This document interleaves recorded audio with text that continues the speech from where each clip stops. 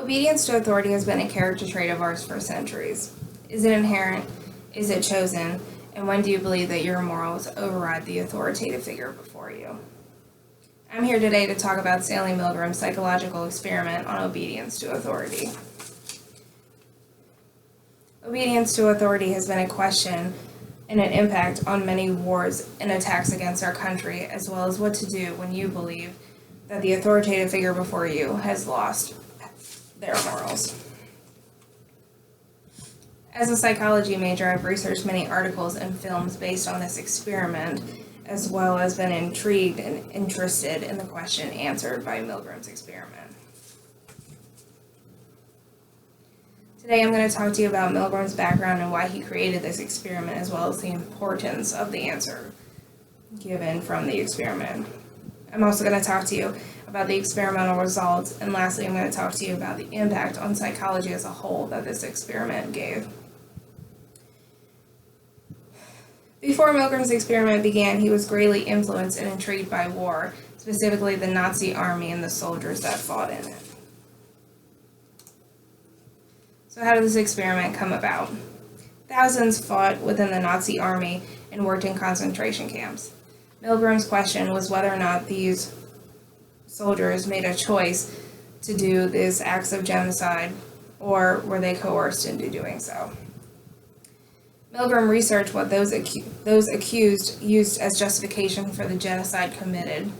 According to Sal McFloyd from Simply Psychology, their defense often was based on obedience, that they were just following orders from their superiors.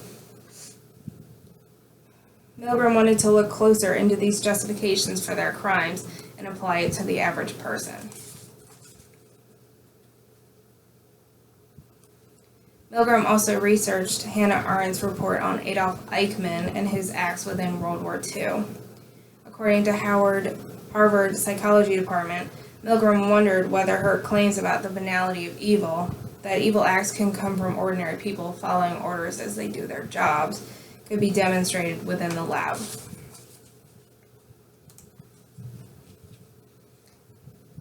So how was this experiment carried out? Participants were asked to participate in an experiment involving memory exercises.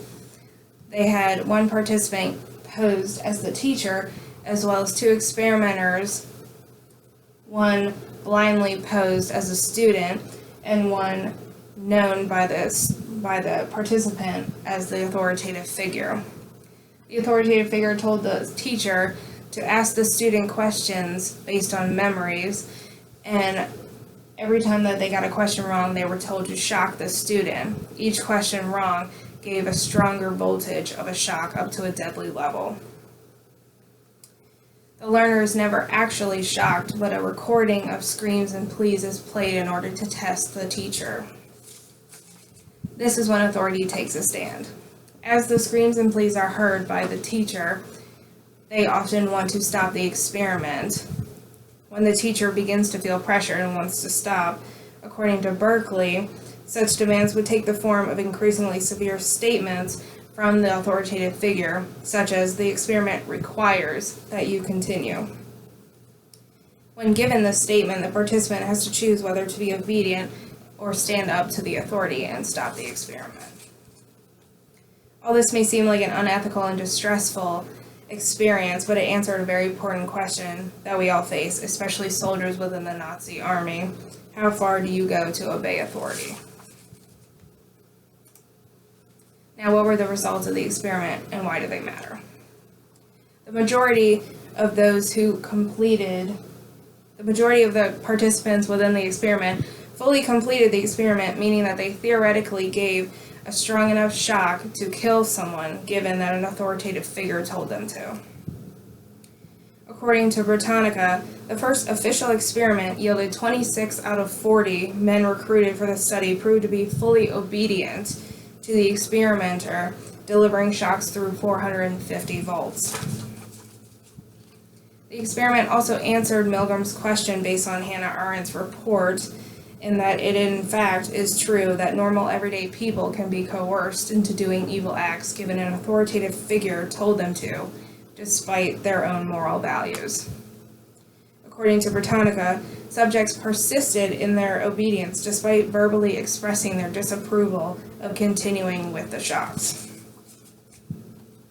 This experiment was important because it affected psychology as a whole, in that it asked other psychologists and sociologists to perform their own experiments based on conformity and obedience, such as Solomon Asch's experiment on conformity. From the article of Behavioral Science, they were given a test line, and then they were given 3 comparison lines, and they had to pick which of the 3 best fit the first one. It was conducted as a group study in which one naive participant was allowed into the study, and 6 of the other participants were posed experimenters. All 6 experimenters picked an obviously wrong answer, such as A, in order to question whether the naive participant would conform to the group or stick with their own gut. The majority of the time, the naive participant changed their answer to conform to the group. Now let's recap what we discussed about Milgram in his experiment on obedience to authority. We discussed the background influence on research from the Nazi soldiers. We also discussed his question on obedience within the experimental setup and how normal people can do evil things under an authoritative figure. We also discussed Milgram's influence on other psychologists within psychology and sociology in their experiments on conformity and obedience. Milgram opened the door to so many more questions within psychology and sociology.